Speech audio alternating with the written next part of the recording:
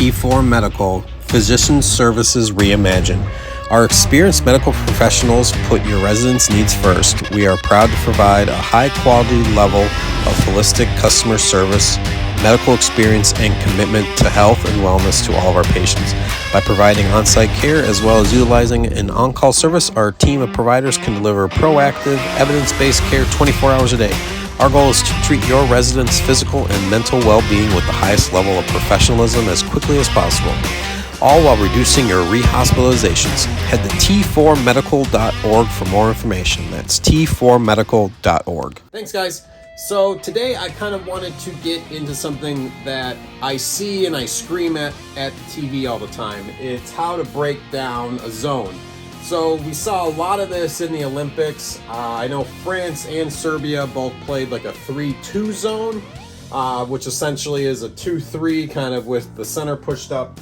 But one of the things I think a lot of young players see is typically going to be the 2-3 zone. So I wanted to kind of break down having been a point guard, this was something I had to be on the lookout for. So as soon as I'm coming down the floor, I'm looking at the defense to kind of see how they're situating. And typically you would get like your two guards that are up front that are going to kind of be bouncing in between, that are kind of covering the space around here. Everybody's kind of covering their own little zone as far as that goes with the defenders. So you kind of see them come out when they're not matched up on somebody. Usually you're going to hear guys talk about, oh, are they in zone or are they on one-on-one?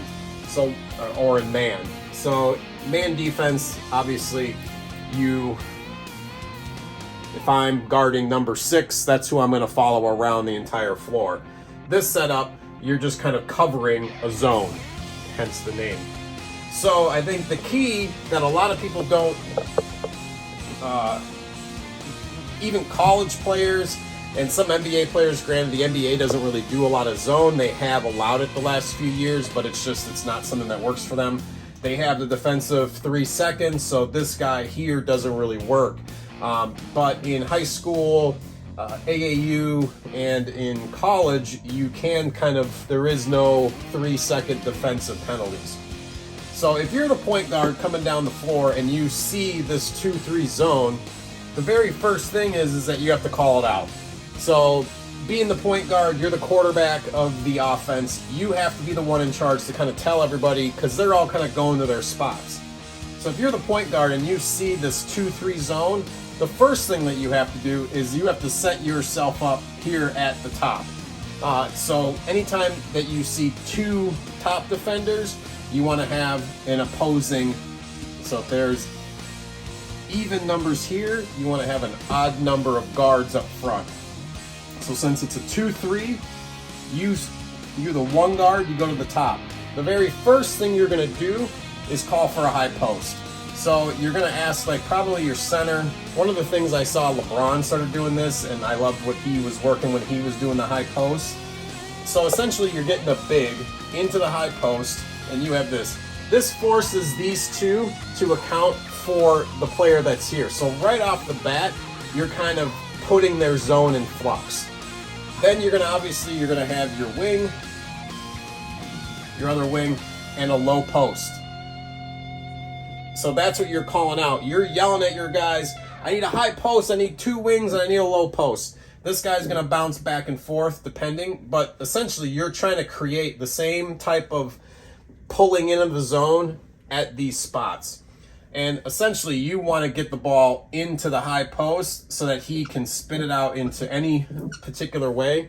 And that's the simplest way to break down a 2-3 zone. Obviously you can run plays and stuff out of that, but if you're a point guard and you see a zone happening, you need to call it out. So you call out 2-3 zone, and then I need a high post. And those are going to be the 2 things that are going to lead to it. Obviously, like I said, you get to the guy to the high post, and then you're going to want to have movement. This guy moves here, he moves here, this guy comes over, and then you kind of force the defense on this guy to cover 3 guys, and then you're leaving back door, because then if you can get it over here, you can swing and shoot the 3.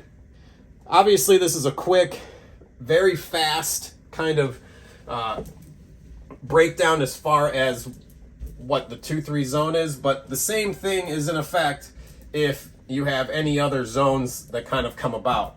The other one that I'll do quickly is going to be the 1-3-1 trap. And this one's a great defense if you're down and you're trying to get a lot of quick scores. So the 1-3-1, it's usually pushed up. So this guy is probably over half court. You're going to have the 3 guys here, and then usually kind of the post defender.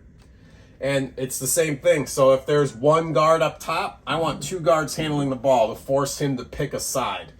And in the same kind of way, you're going to have your guards, and then you're going to want to position somebody, however they're here, again, in kind of this high post spot to kind of force the zone to collapse. It's going to be tricky because there's already this guy, so chances are he's going to kind of come down.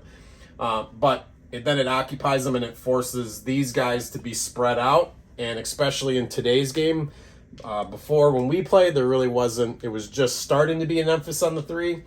But anytime that you're breaking this down, and typically this is going to be a full court, and if you get it to one of these guys on the side, this guy's going to push, and that's where this trap comes into play. And then that's where this guy has to make sure he's making bounce passes that otherwise you're going to telegraph, and then these guys are, that's the key way to break a trap is with a bounce pass. So I just finished coaching a bunch of kindergarten soccer kids. I was feeling the need to coach you guys up. I hope this made sense. If you do have any questions, please reach out. I'm here to answer any basketball related questions. All right, back to you guys in the studio.